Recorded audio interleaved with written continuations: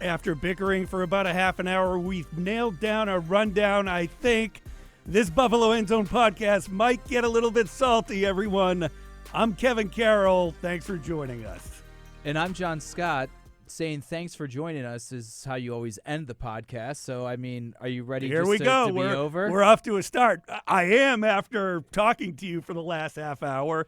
We could wrap it up right now, but instead, I'm a professional, John. Don't worry. I did the work for our viewers and listeners to make sure that all of the things you failed to do to prepare for this show, I have since come in, filled in the cracks, and we're going to have a great kind of open show, which is what I told people on social media the day before taping this was, hey, yeah, the Super Bowl's coming, the Bills made some moves, there's some things we're going to talk about, but it's kind of an open week of sorts since the Bills aren't playing. We all understand they're not in the Super Bowl, so we're going to have some fun, and that's in spite of your best opportunities and efforts to derail things and just willy-nilly throw out random stuff into the universe. That's what I was going to say. Behind the fourth wall, I do. I'm an idea man, John. I like to come up with ideas. I depend on you to smooth them out and let me and the others understand on what the actual story is, where we're actually going with things, what's factual, what's not, what I just find amusing, and what is an actual fact. So on and so on and so on. And through that, John, we're going to have a solid podcast in this one. And we'll start off with doing some, I don't want to call it house cleaning, but some work around the Buffalo Bills with what's been going on with them since last we left you. And we'll start off with shocker, John. Stefon Diggs remains in the news once again during the offseason, just like last offseason. I'm sick of hearing about it. I don't think it turns into anything anyways, but it's that time of year. If you're not in the Super Bowl, people are looking for anything out of your team, and it started down at the Pro Bowl. Stefon Diggs did not speak to reporters immediately after the game where the Bills lost to the Chiefs, did not speak at locker cleanout, similar to last year, didn't really speak to reporters much at all the back portion of the season. So then that opens things up to interpretation. And as you said, on a national scene in particular, we went through this a year ago. The Bills underachieved. Stefon Diggs never, as great as he is in terms of an interview, in my opinion. I love talking to him. I love hearing from him. I think he's phenomenal. Opposite of Von Miller. I actually enjoy hearing from Stefon Diggs. I, though, do admit, Stefon, with certain topics in particular, he never hits it head on. He says things that maybe he's either purposely being veiled or cryptic, or that's just the way he responds to things, never just straightforward saying, yes, I want to be with the Bills, or whatever it may be. He seems to respond in different ways. I also think some of the questions he was asked by certain reporters, and I'm not trying to be critical, but if you're asking Stefon Diggs about his lack of usage in totality of the season, you're not educated in terms of his usage and target share throughout the season. Frankly, as we've discussed ad nauseum on this show, it wasn't even necessarily outside of like a 3-week window, an issue about target share. It was always production. Mm-hmm. It was Stefon still seeing maybe 5-6 targets. He's just only seen 4 catches for 30 yards or things like that. Not on the field that much. And again, that was still a small sample size. Right. His snap count boosted up towards the end. So that's what bakes into all of this. It's the offseason. If you're not talking about the Super Bowl, if you're going to talk about one of the biggest teams people expected to be in the Super Bowl hunt that didn't get there once again, and what their storylines are moving forward, it's on Stefon Diggs. I will reiterate, Kevin, they can't get rid of him. They can't move him. It's just fiscally impossible. Right. It is not something that they can do. On top of the fact, we had a great discussion that got a ton of traction about simply wide receiver in the position and where it currently stands as the Bills head into the offseason. And I think the amount of views that it got is indicative of how big of a talking point it is. It's a big talking point about that position group if you bake in Stefon Diggs is still there. They still need to add talent and sizable talent to that position group. Imagine what you'd have to do if you no longer have Stefon Diggs. Even if in a reality the Bills could get out of his contract, move him, there's no dead cap ramifications, why would they do that if they're already in search of upgrading the position by getting rid of their number one guy? And I also, just to wrap it up from my side, I don't think Stefon Diggs is sitting there pounding the table, get me out of here. So what do you think about Peter King then? Idiotic. I'm sorry. On restructuring. Peter King is an incredibly well-renowned and well-connected journalist. But he wasn't, if you read it, he wasn't saying it based on a report. He wasn't reporting it. Peter King was saying, I think the Bills are going to have to restrict. The Bills have to do things with things. I think if they ask Stefon Diggs to restructure, he's not going to be happy about it. Right. So it was an opinion. It was not that. Now, Stefon Diggs, yeah, he's going to want his money, but he wants to win as well. Also, what situation is going to be better for Stefon Diggs? This is also, I feel like we're just turn back the clock a year ago. What situation is going to be better for Stefon Diggs? What quarterback could he go to that's better than Josh Allen in the NFL? There isn't one. Patrick Mahomes, is that where he's going? He ain't going to Kansas City. What? So he wants to be the number one. He wants to get paid, and he wants to have a great quarterback and a team that has a shot to win the Super Bowl every year. He has it. There is nothing that Stefon Diggs could be desiring that he does not already have with the Bills. And I think the way Stefon answers some of these questions, because he was asked about it again like later in the season, and there was this big back and forth between him and a local Buffalo reporter after his brother put comments out there on social media of, get my brother Steph out of Buffalo. I think Steph is just tired of answering the same questions and dealing with the same narratives that, in his opinion, and I would agree with him, are completely unjustified. Why are we having these conversations once again? He's been very consistent with his response in terms of, hey, I'm good. I'm good. Does he always hit it, the nail right on the head? No.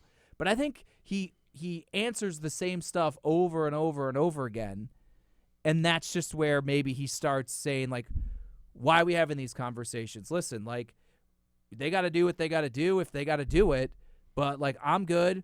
I'm still going to do my stuff in the offseason. I'm still going to be ready. That's the way I interpreted it. That's the way I interpreted some things a year ago.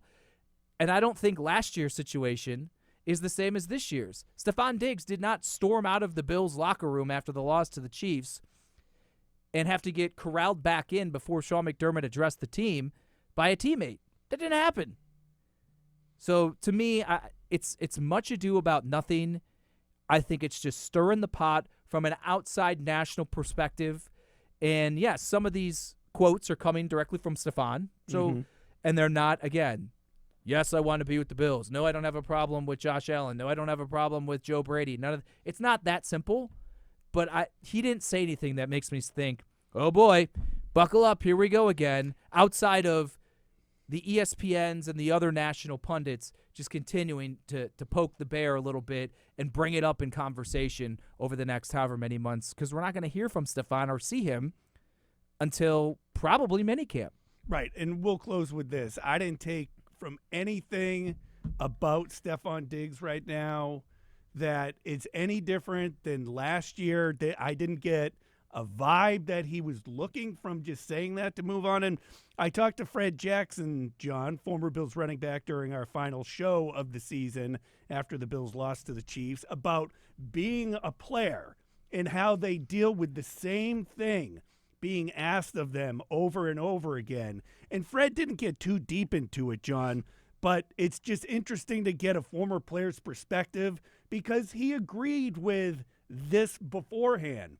That as a player, you're like, I can only answer this question so many. You can only ask me if I'm unhappy so many times. You can only get the boilerplate answer. The NFL's a business. Whatever happens to me, happens to me. So it's all just the same noise to me. I mean, you're at practice all the time. I'm around the team. There'd be no reason from what I've seen to think that there's any animosity between, and again, no one wants to lose money. No one wants to take a pay cut. But and I'm not restructuring saying, and restructuring doesn't indicate pay cut. Restructuring means shifting money around that you ultimately will get paid. Right. It's just to help the salary cap situation. Right.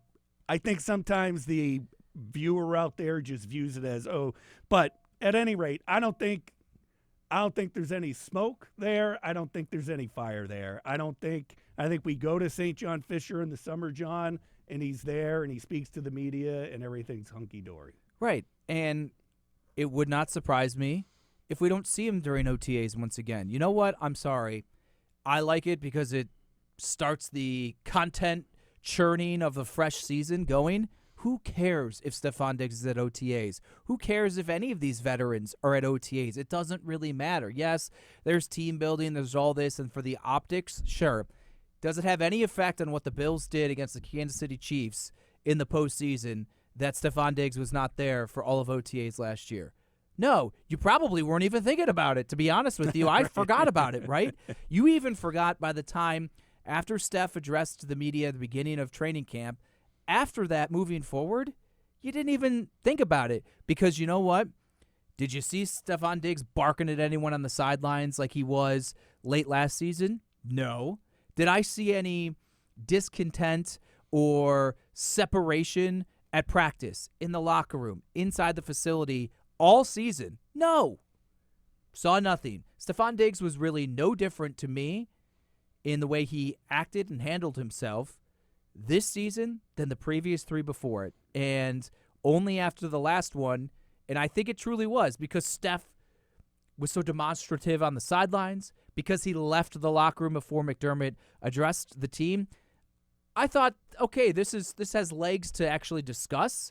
I didn't think at that point, because for a lot of the same reasons, that he was going to be dealt or anything like that, and his time with the Bills would be over. It's also, once again, unrealistic, and I would say, honestly, borderline impossible from a financial standpoint for a cap-strapped team already to make a move on Stefon Diggs. So it's not happening. I don't think Stefon Diggs is asking for it or looking for it, and I just think you have to kind of learn how to interpret the way Diggs answers certain things because, again, it's not always just going to be this straightforward yes, no, the easy answer that you want to hear. And then he would probably tell you, oh, yeah, I said, hey, I can't control what's going to happen. I'm just going to focus on myself. I got a good offseason plan, and we'll go from there. And I'm fine with that. I'm fine with it, too. So I would just say this to any viewer or listener here that's a Bills fan.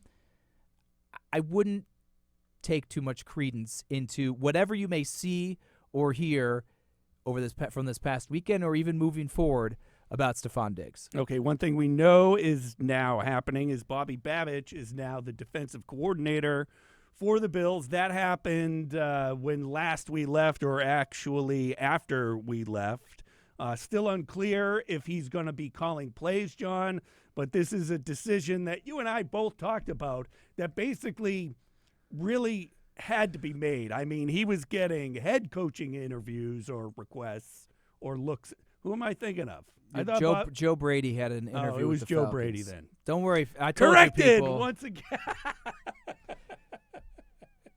You're not helping the cause for the media's fake news by just spewing nonsense. I mean, don't even get me started on that. This thing could go 4 hours. But go on. Bobby Babich looked at for defensive coordinator with other teams. At 3 different teams, and I had said it maybe more on the social media side than here on the show, but I've been pretty consistent for a couple months, honestly. I think later portion of the Bills season of Bobby Babich was going to get looks. He was going to.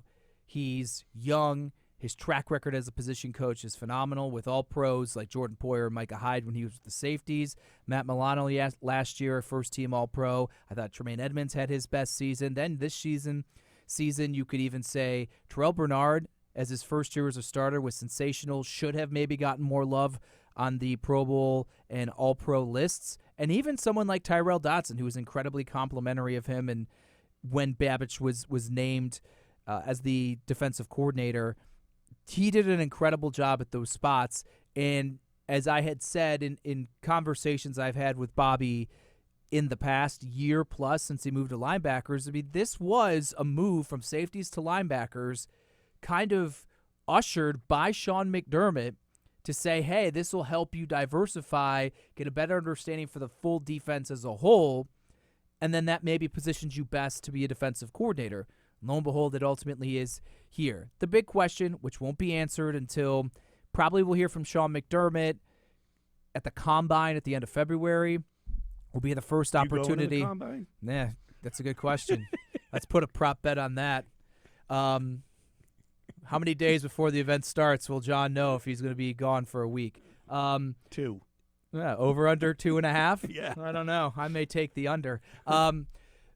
So that's where we'll get it. I would assume Sean will still probably say we'll work through it or whatever it may be. I think I saw Catherine Fitzgerald of the Buffalo News was at the Senior Bowl, talked with Brandon Beane about it, and he said Bobby and Sean are still working through that. So we'll see how that goes. To me, I don't know which way it goes. We've had the discussion about McDermott and play calling and what we think he should do moving forward. I thought he was very good at it. Did he need to give it to Bobby Babich to convince him to stay?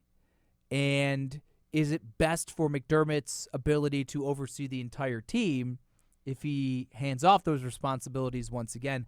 I don't know. But I do love the hire of Bobby Babich. I think he's, again, track record speaks for itself. And the number one thing, because I asked I asked some guys that he's coached, like Micah Hyde, Terrell Bernard, Cam Lewis, before the season ended, kind of anticipating a move like this. Some things about Bobby. Number one thing they said, juice. Micah Hyde said, some people think when a coach really ramps it up that it's not genuine. He says, Bobby wakes up every morning with his hair on fire, and then that permeates through the entire unit and defense. Terrell Bernard said that. Obviously hasn't been with Bobby nearly as long as Micah Hyde. Cam Lewis, the same thing. All different relationships, all said the same thing. They all also universally said that Babich is incredibly detail-oriented, which we know Sean McDermott is as well. And Micah even went on to say he could explain and knew the entire defensive game plan better than maybe anyone in the entire Bills facility. And so if you're looking for, whether it's play calling or not, someone overseeing the unit, giving them that energy that, like Joe Brady, I think it's no coincidence. What's the number one thing people say about Joe Brady? Energy, juice. To infuse that into the offense, to then infuse that with a young coach on the defensive side of things in totality, I think maybe that also shows you what Sean McDermott, the head coach, feels are the best qualities to have in coordinators to get the most out of his team. And I mean, I got that from Babich just listening to him at training camp when the position coaches actually talk. So it should be interesting this upcoming season with Babich there on the Monday Zoom, what the Bills do now, as defensive coordinator talking, because you just picked up a lot. And, like, even the first time I heard Bobby Babich out at St. John Fisher talking about his linebacker group last summer, that you just got so much out of what he was saying and where they were going into the season. He also has an incredible pedigree. His father, Bob Babich, a phenomenal linebackers coach, had his taste of a defensive coordinator, I believe it was in Chicago, coached the likes of Brian Urlacher and things like that, was the Bills linebackers coach, decided to retire, and that's when his son took over. I did a story with Bob and Bobby together when they first got on staff together, 2018, 2017, 2019, one of those years. You could search it on our website, SpectrumLocalNews.com. But they're funny. Bob, fiery. Bobby, a more youthful, younger, fiery guy. I think it will do wonders for only do good things, I should say. I don't want to say wonders, would say that there's, vast places for improvement, although Twitter would tell you otherwise. I think he's the right guy for the job. I'm going to lean on you heavy on this, John. So Al Holcomb now takes over as linebackers coach. We'll start off with him. That news coming out less than a week ago. Well, I'll just lump him and Marcus West together, and it kind of falls in line with the theme of the offseason for the Bills and the coaching decisions. Internal. Sean McDermott said after the season he felt this coaching staff as a whole was the best one he's had collectively since he became the Bills head coach in 2017. And he puts his money where his mouth is by promoting Joe Brady, taking the interim tag off. Joe Brady, you're the quarterback's coach. You were the interim OC. We're going to keep you as the offensive coordinator.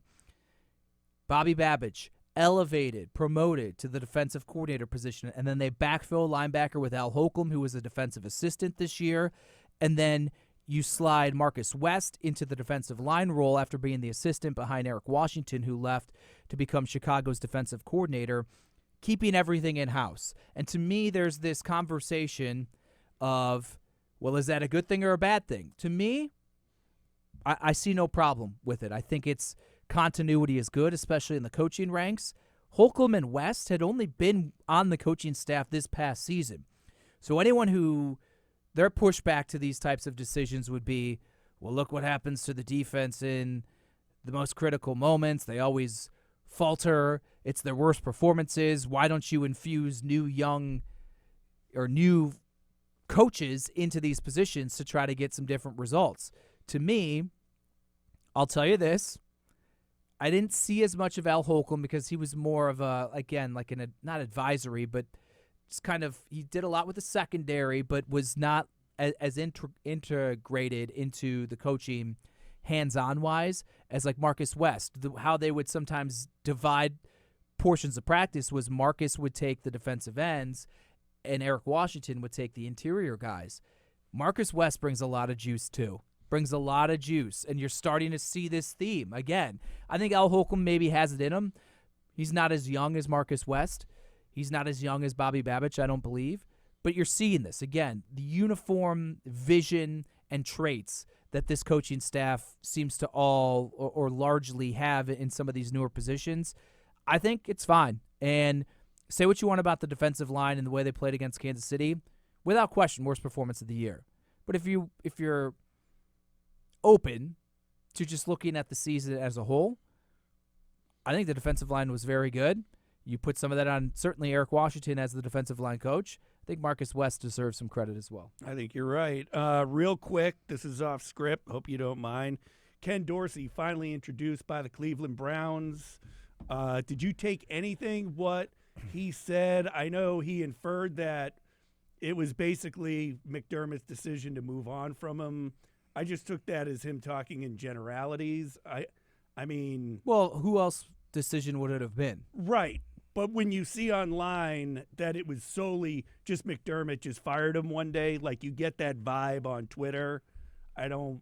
Well, Dorsey was never someone, and I wouldn't anticipate him doing this in an introductory press conference for a new position, to lay all his cards on the table and air it all out and say, well, I think I got a raw deal. Our offensive numbers as a whole were good. Yes. Were things as fluid and consistent as you would like? No. And we hit a rough patch, but some of that also falls on the players. Because remember, the players' instant reaction was, hey, Dorsey can call what he wants. Our execution stinks. That's not on him if penalties or drops or anything like that, which is true. But I think you did see enough from Joe Brady in a change, even though the results weren't necessarily like shooting through the stars significantly better. They just looked better. They had a better feel. They had a better flow. They seemed to have answers better than when they did under Ken Dorsey. The big thing in Cleveland, similar to like the Babbage thing, is Kevin Stefanski has called plays. It's undetermined, I think, at this point, whether or not Dorsey's going to call plays. I think for Cleveland's standpoint, you'd probably still want to keep Kevin Stefanski as the play caller because that was the one thing I always said it. My biggest thing with Dorsey was when things are going well, he could call a game. He could call a game when there was no or little resistance. It's when plan number one did not work, he didn't have the changeup. He didn't have the secondary pitch. He struggled, in my opinion, to find answers when maybe the first page of the test is not what you studied for. And to me, that was his biggest issues. I agree that they got rid of. I agree with the decision to get rid of Ken Dorsey. I honestly think it was maybe a couple weeks too late. Cincinnati game is the one I think they should have made the move. But it all worked out for all parties involved because Dorsey has another job. Bills have Joe Brady. They made the playoffs. We move on. All right, let's get to Super Bowl 58, 49ers and Chiefs. Once again, John, this morning I was looking up CNN. Ticket prices up 70% from the previous year, which is wild. So I went to Ticketmaster to see what the best seat Ticketmaster still had, sitting there at about, I think it was $40,000 or $44,000 when I did the old bar test over to. Nice to have that kind of income where you could go do something like that. But John, I've also been telling everyone who asked me about it, how is this surprising to anybody? It's the Super Bowl. It's Las Vegas. It goes up every year. You would expect a little more going into this one. Flights out there from Buffalo, looked up 2 seats, John, would cost us a pretty penny to just fly out there on Friday. And Vegas is not as cheap as it once was just in general. As someone who used to go annually, the direct flights to and from Buffalo and Southwest, they used to have multiple ones. The less than $300 round trip because they just want to get you there and then you blow all your money at casinos and stuff. Those days are gone. Like, it's not cheap to stay there. It's not cheap to get there. Obviously, depending upon the activities you're choosing. And this is not even taking into account the Super Bowl. I remember when I was in New Orleans over a decade ago covering the Ravens and the 49ers. I just walked through Harrah's casino down there.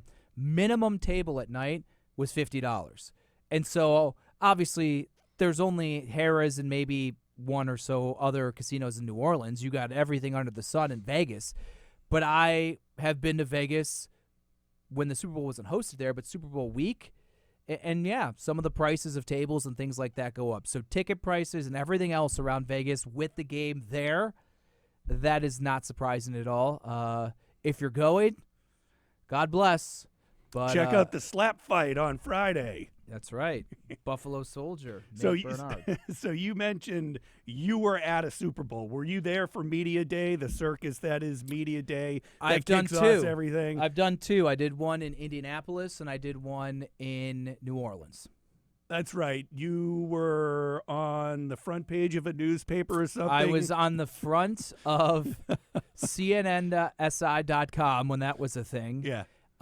And I was front and center for Eli Manning, or maybe it was Tom Brady. It was Tom Brady. It was Tom Brady. So, yes, it was me with my camera, front row, around the podium, talking to Tom Brady. It was I obviously, well, not obviously, but I sat through the bulk of it as they kicked off Super Bowl week, and it's a lot of the same stuff. Some of this, obviously, Travis Kelce has to talk about Taylor Swift. That's obvious. Andy Reid asked about his favorite cheeseburger. Josh Allen, or not Josh Allen, sorry, Bills fans. Patrick Mahomes asked about chasing down Brady. Brock Purdy asked to put together, John, a fantasy football team. He said the entire 49ers. Patrick Mahomes was also asked that by the little kid. Okay, I didn't. And Brock Purdy said Josh Allen would be quarterback over him. He's smart. I mean, at least Purdy knows, right? I watched none of Super Bowl Media Day. Yeah. Don't care. I don't either. I will watch nothing about the Super Bowl this entire week. Salty. Don't care. I mean, what? I don't care. What is there to talk about? Like, I just, well, I mean, let me I'm retract going that. skiing, so. I know what there is to talk about. Nothing interests me. I don't need it. If there was a team that's for work or pleasure, whatever I was interested in, by all means, blow it up. The same thing like when Ohio State, as an Ohio State football fan, they're in the national championship game. I love it. Give me all the content. When it's not my team, don't care. So, and Media Day is just, I went there trying to do real journalism. I also understand that that's not the point of it. Right. And so there's just a lot of nonsense and things like that I just don't care about. So to me, it's like, it is what it is. So I paid zero attention to it. All I saw is the clip of the really cool and well-spoken little kid who with NFL Network was asking the fantasy team question. He asked it to Mahomes, and so it was interesting, I guess. Talked to my dad before the podcast about his thoughts on the Super Bowl. He doesn't care. All he cares about is winning some money, John, which brings us to skipping over the line and everything like we normally do on this and look at some of the prop bets. Now, this is where John and I had a little disagreement. I just think going over prop bets are just fun to talk about. I don't care. I don't ever put money on them. It doesn't mean anything to me. But apparently some people do. So for those of you watching, Kevin went to printablesuperbowlpropbets.com. Nothing official. And then just printed out a sheet full of prop bets. I said, oh, well, where can you bet these prop bets? Oh, I don't know. I don't care. I go, well, then why are we talking about things if no one has an avenue to bet them? For the fun of it.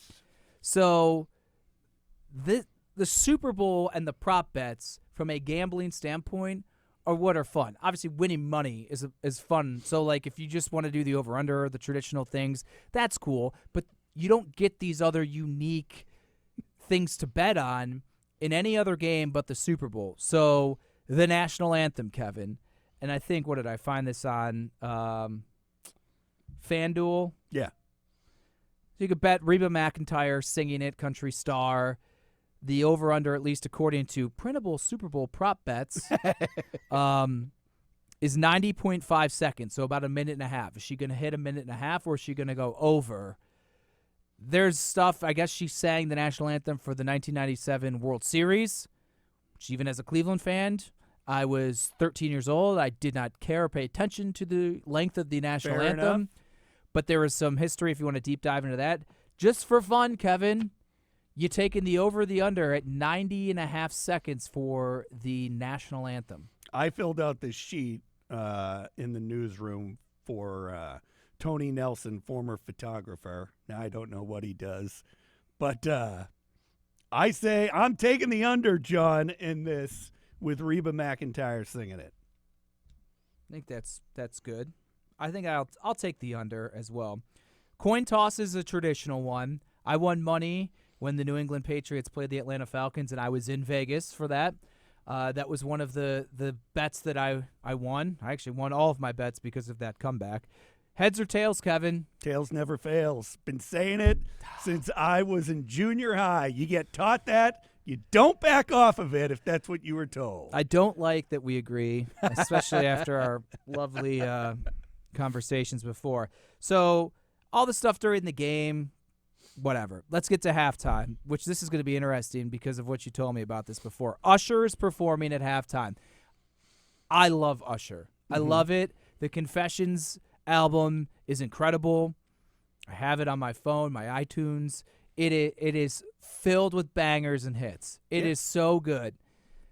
The prop bets that you can go to, this one is on BetMGM, is what song of Usher's will be first. Yeah and My Way, according to this at this time, as of the second, it may have changed, are number one at plus 225. DJ Got Us Falling in Love at plus 500. Love in This Club plus 600. Oh My God plus 800. There's other ones and stuff like that.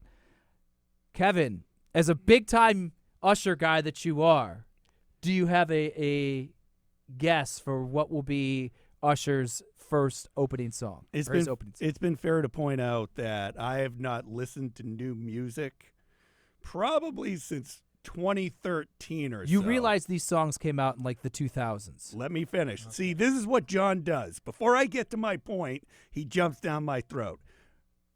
Read them off again because some of them sounded familiar to me. Yeah. That one I know. Yeah. My Way. My way. I wouldn't go with that. That's like an older deep cut. DJ Got Us Falling in Love. That's what I'm going with. Okay. I'm going with it. So my wife actually texted me this, I don't know, a week or two ago. I think she was out with friends and they were discussing it.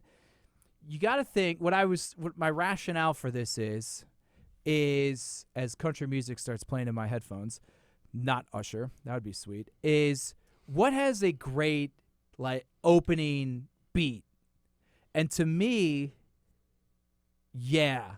Well, yeah. Dun dun dun dun dun dun dun dun. And I feel like Usher's on the stage, that starts going, and the crowd's like, "Oh, baby, we are off and running." Yeah. I mean, that just seems too obvious to me. But yeah, I mean, I suppose that's why that's at the top, you know? Yeah, I mean, DJ Got Us Falling in Love is a good song, and it has a solid start. But like, oh my God, My Way, Burn. It's like some of these songs, they don't hit you the same. To me, they're good in the middle. The other one with Usher is every Super Bowl halftime show, the performer brings on guests for the most part. I don't think Prince did, but most of them do. That's Prince. Come on now. I got to say, that one has I'm not a Prince guy. That Super Bowl halftime show with the Colts-Bears game, that is growing on me. When he played Purple Rain in the Rain, it was pretty dope. But the halftime show guest appearance odds, this is from FanDuel. Alicia Keys, she's with him on My Boo. Okay. Minus 330. So it overwhelmingly believed that Alicia Keys will be performing with Usher in this one. Ludacris, Lil Jon, both part of Yeah. Yep. They are the next in line. And then you get Nicki Minaj. I think she's in his new song. Diddy, Bieber, fresh off the All-Star game. And then some other. Taylor Swift 550. Don't waste your money. I can't see any. There's nothing that's going to happen. She's coming back from she's like dropping in from her tour in Japan. Correct. To just get to the game and watch her boo play in the game. There's no way she's adding in playing at halftime. I highly doubt it's going to happen, but if it does happen, John, I wouldn't sit there and be, oh my God, Taylor Swift's out there.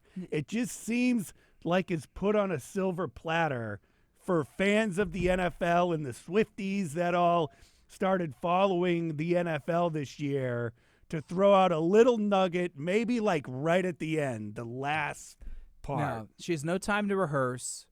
She's Taylor Swift. She doesn't need to rehearse. For an event and a performance of this magnitude, yes, you have to rehearse. There's no song that she has a connection with Usher. It's not happening. That's why it's 550. Don't waste your time. Here's one. So there's two on FanDuel that I kind of like. A popular one is the color of the first Gatorade that's poured on the winning coach. Purple, yellow, lime, or green, and purple are the favorites. Well back is water clear. Actually, no. Orange is the favorite at 240. They listed these out of order. So it goes orange is number one. Yellow, lime, or green with purple. Those are next in line. Then blue, and then fruit punch, red, pink. What would you think? Honestly, as far as Gatorade goes, I love the purple. I don't see it as being used. Maybe had the Ravens been there, but you got to go with orange.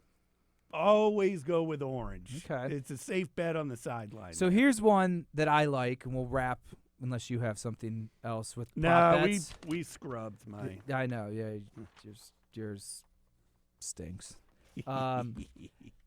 FanDuel, and I've never seen this, so I may have to look this up. Final score to have occurred as past Super Bowl final score. So, I'm interpreting that as last year the Chiefs beat the Eagles 38-35. What if they beat the Niners, or the end score of this one was 38-35? You would win your bet. And this is at plus 410. There's been 57 Super Bowls prior to this. Right. So to find a score, 23-20, is that unreasonable? Now, like 31-9. I don't know. I don't know if you'd see that one. But 31-20, that's a reasonable score. Like, why couldn't you get there? God help us if it's another 13-3. 34-28, 24-10, 28-24. Like these are very common scores. Now, maybe I'm wrong and I'm misinterpreting it as it has to be what last year's was. as past Super Bowl final score, even if it is 38-35, that's not crazy. With these two teams, that's pretty realistic, actually. So I would maybe look for some clarification if you're going to do that bet, which I will. Because if it's any previous Super Bowl score, well, okay, then I think it's a good value at plus 410. If it's last year's at 38-35, maybe throw a little shekels on it.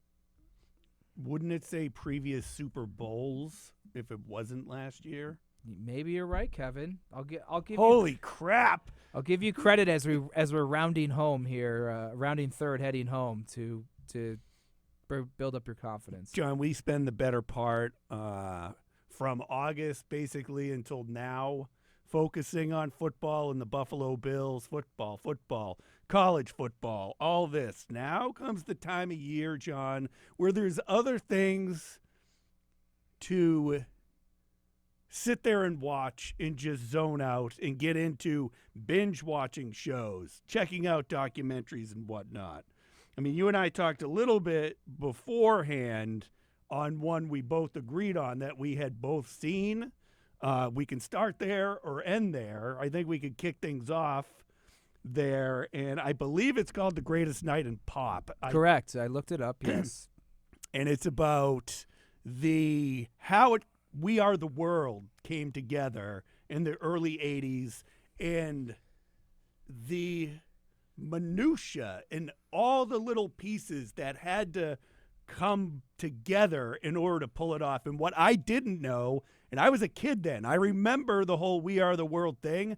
What I did not realize was they did it overnight after the American Music Awards. Which isn't even a thing anymore, are they? I don't know. I haven't watched an award show in like 5 years. I watched the Grammys this weekend, part of it. Guess what? I didn't know anyone up for a Grammy. Taylor Swift. Correct. Miley Cyrus. Oh, yeah, I do know Miley Cyrus. But I just found that, like, I if I knew it, I had forgot about it and how it came to getting all these people together in one room. And my big takeaway was the solos and the egos that had to be put in check with some of these singers. And that, Bob Geldof shows up, who did the Christmas one over in England, which kind of led to this one, addressing all of them. And I believe there was a sign that said, check your ego at the door, that this is bigger than you. This is for famine relief over in Africa. So this was recorded in like 83 and released in 84. I was born in 1984. So, right. But as we discussed, I'm a huge Michael Jackson, the artist, fan. Yeah. And I like music. I like music history. The song's iconic.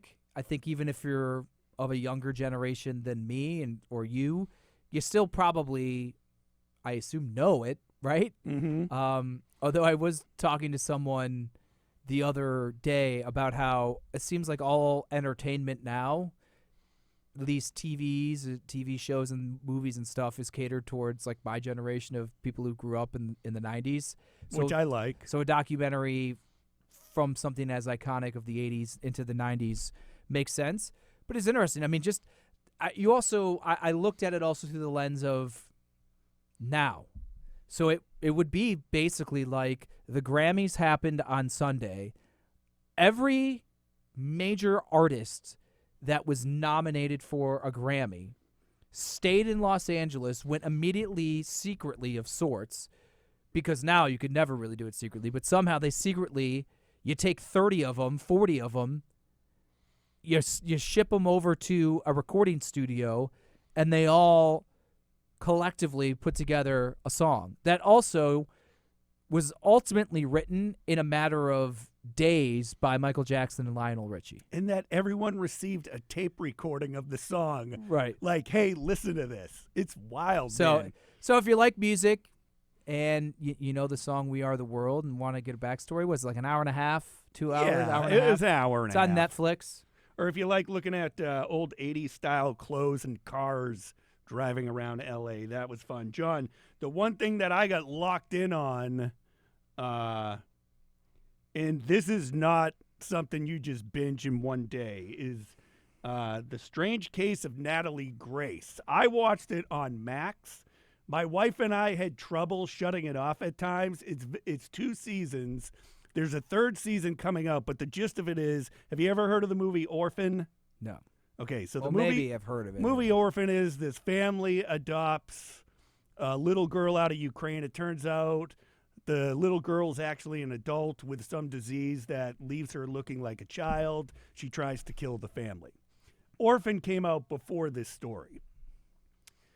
So I can't even begin to tell. The gist of this is they adopted a little girl, brought her home, not happy about it, start saying she's an actual grown-up trying to kill them. They move her to her own apartment building where she lives on her own.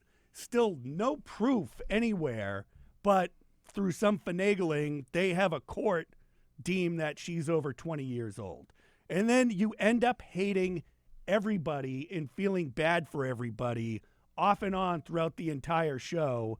And then at the end of the last episode of season 2, you just literally scream, what the, and now you're left hanging on. This is already 2 seasons long, and it's a documentary? Yeah. How long are the episodes? They're, I don't know, like an hour, 40 minutes to an hour a piece. And how many episodes per season? I think it was like 8 and 8. Like there was a point where I was like, okay, we can wrap this up now, but each episode kept you in it because you so hated some of these people at times. So, and it's on Netflix? That I saw on Max. I think it's on like Max and other ones, Okay. but it's free on Max. Well, similar to the prop bets, if you're going to talk about something that people would be interested in, you So should probably if- tell them where to if go. anyone wants to go back and rewind, I literally said on Max Okay, I started I know, talking. and I was doing some other things, so just as reiterating. Pay here. attention. So that's what you watched, and what's it called?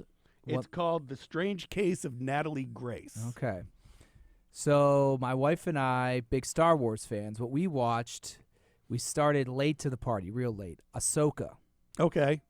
on Disney Plus. It's like the last of their kind of spin-off series. I think I remember reading at some point the grand plan is to have them all conclude, Ahsoka, Mandalorian, and Andor kind of all conclude at the same time and bring them all together. But thought Boba Fett was terrible. Terrible strong. It was not good. Boba Fett lost me. I haven't watched a Star Wars thing since Boba Fett. The problem I had with Boba Fett was it's the same. Will you stop saying Boba Fett? It's Boba Fett. Fine, Boba Fett. Thank you. One of the biggest, it's the last and only time I will take pronunciation from you, is it's the same actor that's the original Boba Fett. I'm like, that dude's got to be like 60. What are we doing? It was horrible. So I didn't like that. I don't spoil it.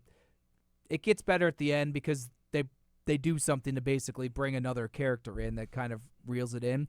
Mandalorian is great. Andor is great. Ahsoka's great.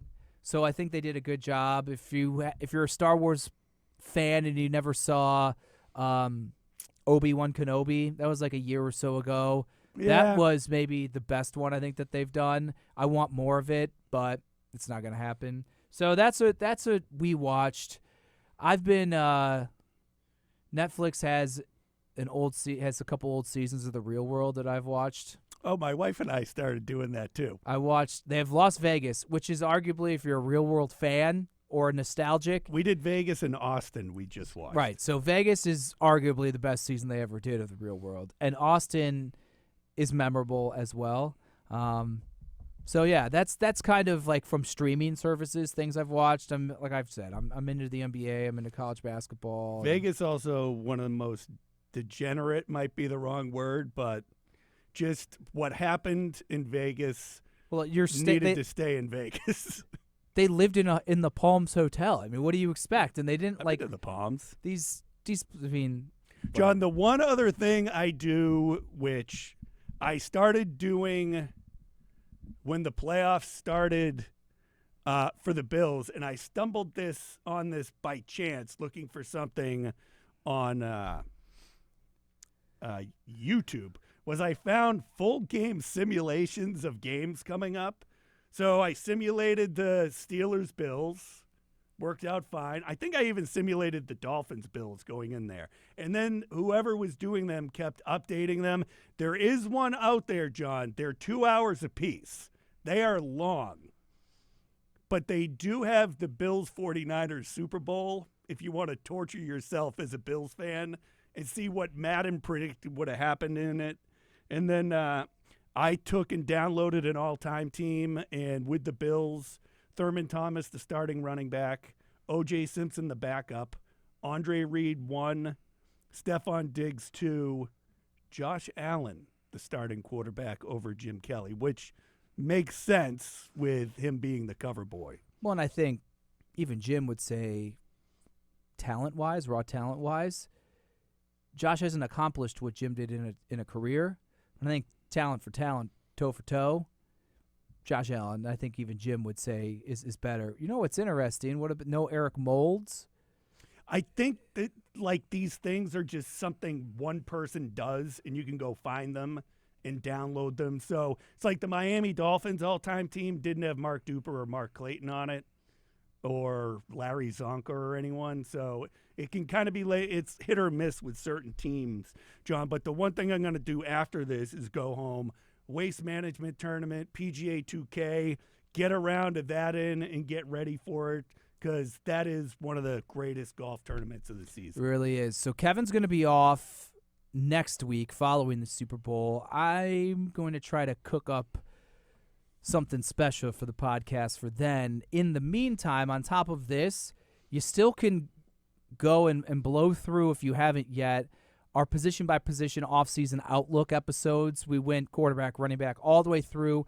Wide receiver, incredibly popular. Defensive line, I think, is another one. Mm-hmm. And our conversation on the secondary. Those are kind of the three highlighted position groups, but we hit on all of them. We even, on YouTube, have a playlist where you can just go to the playlist tab and go all the way through them. I think there's 8 of them in all, but that can also carry over. They're kind of evergreen, not like really anything. Some are short, some are a little bit longer. Exactly. None of them are more than like 25 minutes. So it's shorter than this, ultimately ended up being. But so Kevin off, go through the offseason outlook position by position stuff in the meantime. And like I said, I'm going to try to cook something up cool, unique, and fun that I've done in the past, but we'll see if I can get it going once again. All right. As I said at the beginning, thanks for joining us, everyone.